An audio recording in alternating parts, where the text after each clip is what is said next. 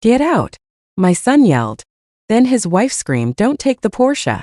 My own son stood in my kitchen and screamed at his 70-year-old mother to get out of the house I paid for with 31 years of my own sweat. And the second his wife opened her mouth, I understood exactly why. She wasn't afraid I'd be hurt, or homeless, or heartbroken. She was afraid I'd take the Porsche with me. That single sentence told me everything I needed to know about the two people I'd let live under my roof, and it's the reason neither of them ever saw what was coming next. I was standing in my own kitchen, the one I had scrubbed and swept for 31 years, when my son pointed his finger at my face and told me to get out of his house.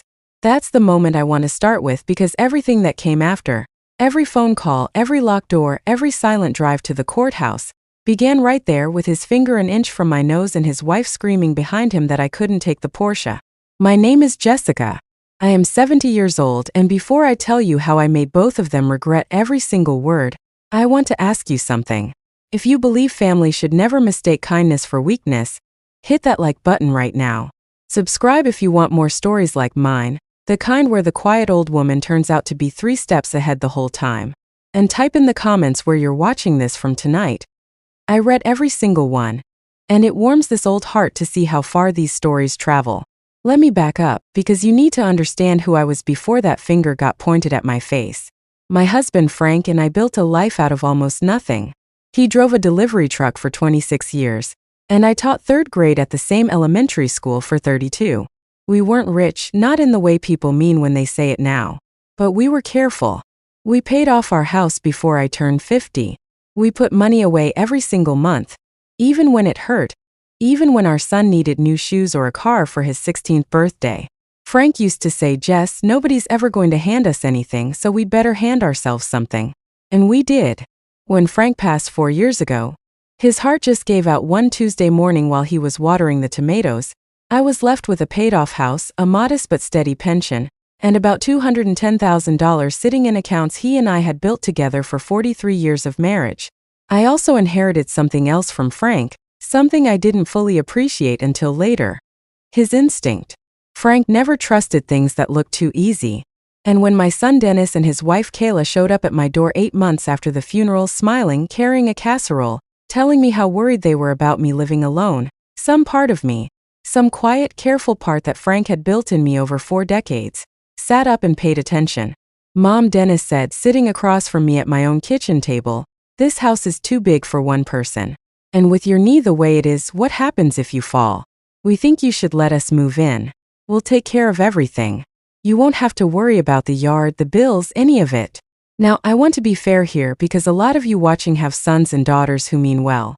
Maybe Dennis meant well at the beginning too. I don't know.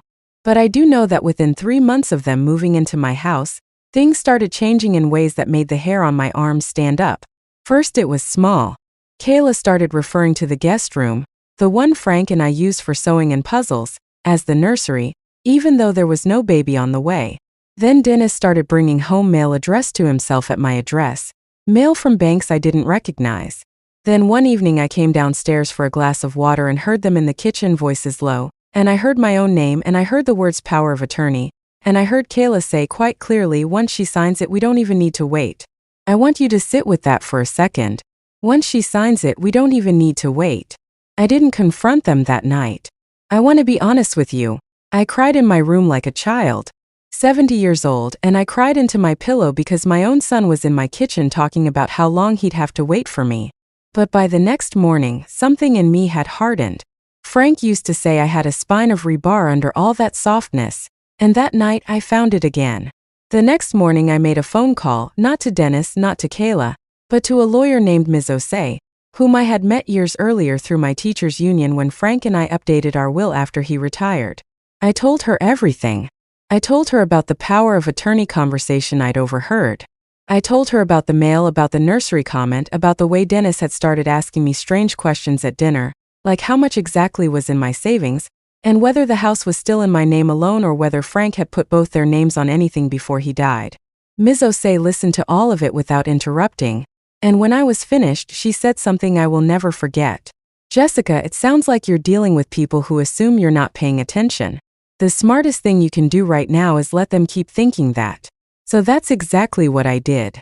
Over the following weeks, I played the part of the sweet, slightly forgetful old woman. I let Dennis help me organize my files, which really meant I let him see exactly what I wanted him to see: old statements, outdated numbers, nothing current. Meanwhile, quietly, with Ms. Osei's help, I moved my real assets into a trust that neither Dennis nor Kayla had any access to or any knowledge of. I updated my will. I made sure the house deed, which had always been in my name only since before I even met Frank's family lawyer for our original estate planning, stayed that way, locked down with language that made it airtight. And I did one more thing, something that would matter enormously later. I had a small, unobtrusive security camera installed above the china cabinet in the dining room, the one room where Dennis and Kayla seemed to think they could speak freely because I was usually upstairs by then. Here's a detail I have to give you because it explains the Porsche. 11 years ago, before Frank got sick, before any of this, Frank and I bought a car together as an anniversary gift to ourselves. A used, well-maintained Porsche Boxster Silver, nothing flashy but beautiful to drive on Sunday mornings when we had nowhere to be. It was registered in both our names originally, and after Frank passed, it transferred entirely into mine the way everything in our estate was designed to. I hadn't driven it much since he died. It hurt too much, honestly, to sit in that car without him beside me, but I kept it in the garage, registered, insured, and titled solely under my name. Dennis had always loved that car. As a teenager, he used to beg his father to let him drive it. As an adult, he'd hint about it constantly. "You should really let that car go to someone who'll appreciate it, Mom," he'd say, and I'd just smile and change the subject. What Dennis didn't know, what neither of them knew, was that I had already decided, quietly months before that terrible evening in the kitchen, exactly what I was going to do with that car and with everything else if they pushed me too far. They pushed me too far in October. It started with a document. Kayla left a folder on the kitchen counter. Whether on purpose or by carelessness, I still don't know. And inside it was a rough draft of a power of attorney form with my name typed in, along with a separate handwritten note in Dennis's handwriting that said, "Talk to her about signing this before Thanksgiving. Say it's for emergencies only." Beneath that were notes about refinancing the house, notes about listing the Boxster, and a rough sketch of what looked like a moving timeline, for me, not for them. I sat at that kitchen table for a long time with that folder in my lap, and then I did something I hadn't done in years. I called my daughter, my youngest, who lives 3 states away and who Dennis had always dismissed as the dramatic one whenever she raised concerns about her brother. Her name doesn't matter much to this story except to say that she was the one who, years earlier, had quietly warned me to be careful. When I told her what I'd found, she went quiet on the phone, and then she said, "Mom, I think it's time you stopped protecting him and started protecting yourself." She was right. So I called Ms. Osei again, and together we finalized everything. The trust was airtight. The house was locked down. The Boxster's title and insurance were confirmed solely in my name, and this part still makes me smile.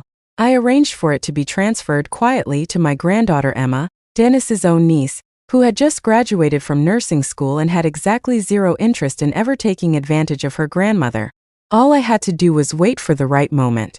The right moment came 2 weeks later on a Sunday evening, when Dennis finally decided to stop hinting and start demanding. I remember exactly what I was doing when it happened. Washing dishes, the water running warm over my hands, half listening to the television in the other room. Dennis walked into the kitchen with Kayla trailing behind him, and I could feel the tension coming off him before he even opened his mouth. "Mom, we need to talk about the house," he said. "And the car. Kayla and I have been carrying you for months now, and it's time you made some things official. We need power of attorney. We need the title on the Boxster transferred to us. And frankly, Mom, we think it might be time you considered assisted living so we can actually use this space properly." I turned off the faucet. I dried my hands slowly, the way I do everything when I need a moment to think, and I looked at my son, my only son, the boy I had rocked to sleep, the boy I had sold my own wedding ring temporarily during a hard year just to pay for his college textbooks, and I asked him one simple question. "Carrying me? Dennis, whose house is this?" And that's when he snapped. That's when he pointed his finger in my face, his voice rising loud enough that I'm sure the neighbors heard. And he said the words that would echo through everything that came after. "This is my house now, Mom. I'm done pretending otherwise. Get out." There was a silence after that, thick and terrible, the kind of silence where you can hear your own heartbeat. And into that silence, before I could say a single word, Kayla's voice cut through, sharp and panicked. Not about me being thrown out of my own home. Not about the cruelty of what her husband had just said to his own mother, no. She screamed about the car. Dennis, wait. Don't let her leave yet. What about the Porsche? She can't just take the Porsche. I want you to notice something because I certainly did in that moment. Neither of them said a word about me. Not Mom, are you okay? Not I'm sorry that came out wrong. The only thing that mattered to either of them, in the seconds after my own son told me to get out of my own house, was whether I was leaving with that car. So I looked at both of them and for the first time in 8 months, I let them see exactly how much I understood. You're right, Dennis, I said, calm as anything. This isn't your house. It's mine. It's been mine since before you were born. And it stayed mine every single day you've lived under this roof. And Kayla, don't worry about the Porsche. You're right that I won't be taking it anywhere, because it isn't mine anymore either. As of this afternoon, it belongs to Emma. I wish you could have seen their faces. Dennis's mouth actually fell open. Kayla went white as a sheet. What are you talking about? Dennis said, his voice suddenly much smaller than it had been 30 seconds earlier. I walked past both of them into the dining room, opened the drawer of the china cabinet, and pulled out a folder of my own. One that mirrored theirs almost exactly, except mine had actual power behind it. I laid it on the table. Inside were copies of the trust documents, copies of the deed solely in my name, protected under language Ms. Osei had drafted specifically to prevent exactly the kind of pressure they'd been applying. Copies of the title transfer for the Boxster, dated 2 weeks earlier, signed, notarized, complete. And for good measure, a printed transcript from the security footage above that very china cabinet, timestamped from 3 separate conversations over the past 2 months, in which Dennis and Kayla discussed, in their own words, waiting me out, listing the car, and moving forward with paperwork I had never agreed to. I've known for months, I told them. I've known since the night I heard you in this kitchen saying you wouldn't even need to wait once I signed. So I made sure you'd never get anything to sign. Dennis tried to backpedal immediately, the way people always do once they realize the ground has shifted beneath them. Mom, that's not what it sounded like. We were just talking. We didn't mean. You told me to get out of my own house 10 seconds ago, I said. I think you meant exactly what you said. And since you brought it up, you're right. It's time somebody left. But it isn't going to be me. I gave them 30 days. Not because the law required it, frankly, given everything we had on record, Ms. Osei believed we could have moved much faster, but because despite everything, he is still my son, and some tenderness in me refused to disappear entirely, no matter how badly he'd behaved. 30 days to find another place to live. 30 days while I, for the first time in 8 months, slept with my bedroom door unlocked, because I no longer needed to protect myself from the people down the hall. Kayla didn't speak to me again after that night.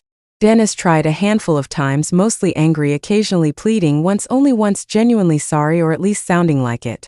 I told him what I believe with my whole heart. That I would always love him. That I would always be his mother. But that love does not mean handing someone the keys to your entire life simply because they share your blood. Frank used to say that respect is a language, and if somebody refuses to speak it to you, no amount of love from your side will translate it for them. They moved out at the end of that 30 days. I heard, through Emma, that they ended up renting a small apartment across town, and that things between them grew strained once the plan they'd built their whole future around quietly evaporated. I don't take pleasure in that, not really, but I won't pretend I didn't feel something settle inside me, some old ache finally easing, the first time I walked through my own house alone and heard nothing but silence in my own footsteps. The Boxster still sits in Emma's driveway now, and every few weeks she drives it over to see me, top down if the weather allows, and we go for coffee together, just the two of us, and she tells me about her patients and I tell her about her grandfather, about the Sunday mornings he and I used to take that very car out just to feel the wind. Frank would have liked that his car ended up with someone who actually wanted to sit beside an old woman and listen to her stories, instead of someone who only wanted the title. I think about that finger pointed in my face sometimes, late at night when the house is quiet. I think about how close I came to signing something I shouldn't have, simply because I loved my son and wanted to believe the best of him. But I also think about Frank's voice in my head, telling me nobody hands you anything, so you better protect what you built yourself. I did. Every bit of it. If you're watching this and you're my age, or you have a parent my age, I want you to hear this clearly. Love your children with your whole heart, but never let that love blind you to what your own eyes and ears are telling you. Protect your paperwork. Trust your instincts. And if anyone at all, even someone who shares your blood, ever tells you to get out of your own life, you make sure you're the one standing on solid ground when they do. If this story meant something to you, I'd be so grateful if you hit that like button and subscribed for more stories like mine.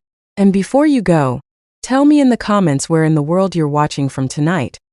I love knowing how far these words have traveled, and how many of you out there are quietly building your own spine of rebar under all that softness. Take care of yourselves and take care of what's yours.